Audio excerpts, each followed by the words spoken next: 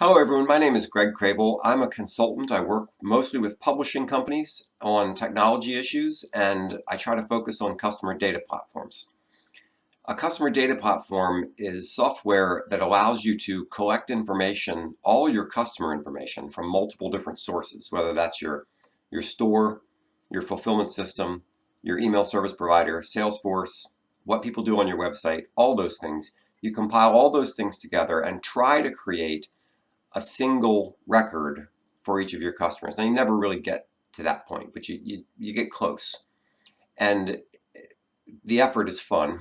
And the closer you get, the more interesting things you can do with that information. So I'm going to go through some use cases that most publishers would find helpful with a customer data platform. The first one is sending emails in response to online activity.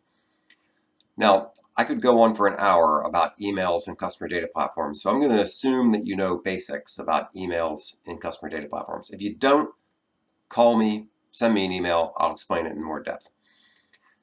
So when someone comes to your website and they do certain things, they go to a certain area, they visit your page about an event, or they visit your page about your retirement service, then you can now send them a follow-up email saying, we noticed that you went to this page, you looked at our event, you didn't sign up, would you like to sign up?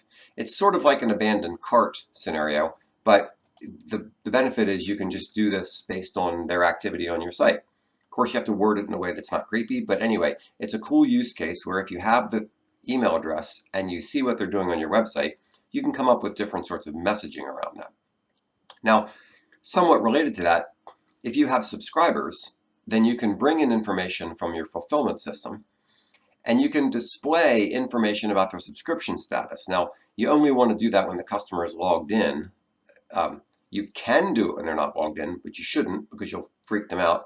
But once a customer is logged in and it says, "Hi Greg" at the top right of the screen and that sort of thing, then you can look at the information on that user and say, hey, look, your subscription is about to expire in a month, and you can display that information in the on the web page, which is a good way to then send them to a renewal page or something like that.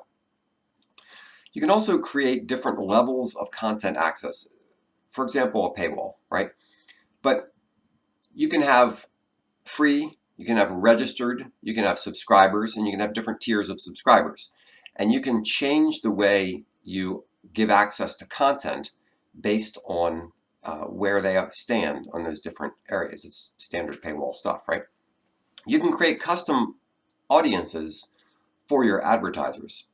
For example, if an advertiser is a bank, then they might have a list of types of articles that they want to say, okay, people who viewed these articles, we want to advertise to them.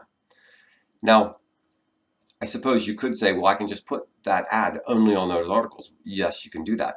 But you can also create audiences of people who frequently visit those kinds of pages and then display whatever ad the bank wants all over your site. So it's another way that you can create a custom audience for your advertisers and charge higher CPMs because it's more targeted. Another thing you can do, and you have to have set things up properly to do this.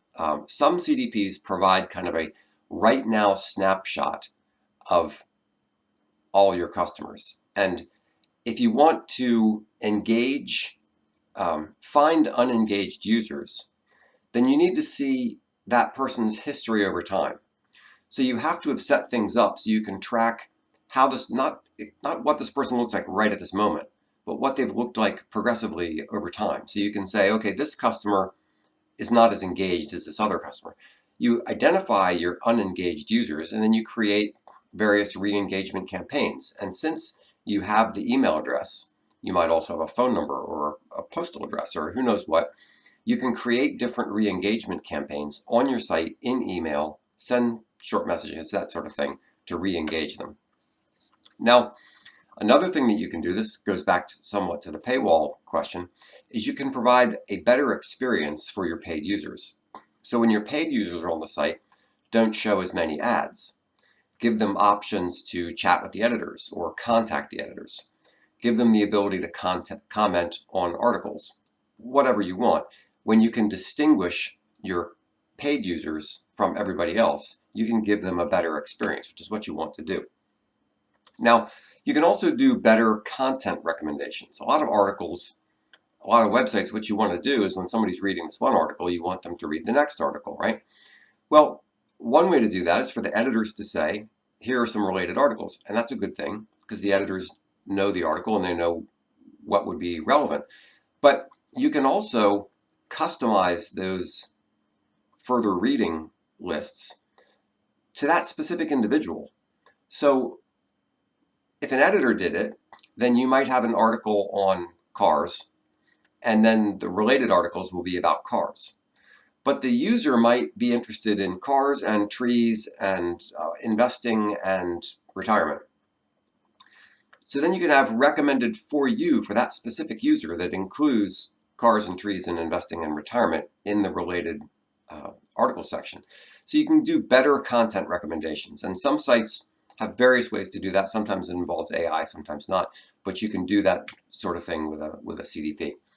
Another thing, and this is a little controversial, some people don't think you should freak out about password or login abuse. I'm not sure where I stand on that. Generally speaking, I think there's always going to be some number of people who share passwords and let that go. But if it becomes a problem, there's some threshold where it does become a problem. And a CDP is an excellent tool for both managing that and curing it. You know, everybody is going to visit your website on multiple devices, on their phone, their tablet, their work computer, their home computer, that sort of thing. But once it gets to the point where there are 20 devices all using the same email address and password, you have a problem. So you can try to address that through the CDP. Now, you also can do customer journeys, or what you might call next best action. So think about your website visitors in a couple of categories. One category would be what I call the drive-bys, the people who come once, they read one article, they leave, they're never coming again. There's no reason for you to try to ask those people to sign up for your e-newsletter. They're not going to. Don't bother. Use that spot for an advertisement. You know, get your 1/10 of a cent of ad revenue out of that, rather than wasting the space trying to get them to do something that they're not going to do. So you take your drive-bys and you segregate them out, and you say, for those people, this is the best way to monetize our site, advertising. You're not going to bother with other things. Then once they've had 2 or 3 views, you say, okay, this person actually is interested in our site, interested in our content. Then you say, now I'm going to ask them to sign up for the e-newsletter. Or after they've signed up for the e-newsletter and they've come on a regular basis, you say, okay, now we can present the next offer. But the idea is to break up your visitors into different audiences and treat them appropriately along a journey. Now, you can also do abandoned cart campaigns. A lot of stores, e-commerce stores, have the ability to do that anyway. If you already have their email address, they've gone through part of the shopping cart process, but they haven't checked out, some stores can send an email saying, hey, I saw you almost bought this. Do you want to go buy it? The benefit of a CDP is you can do that, but you can also show things on the website if you want to. So you can do various kinds of, you didn't quite make it through this process, is there something we can do to help you, right?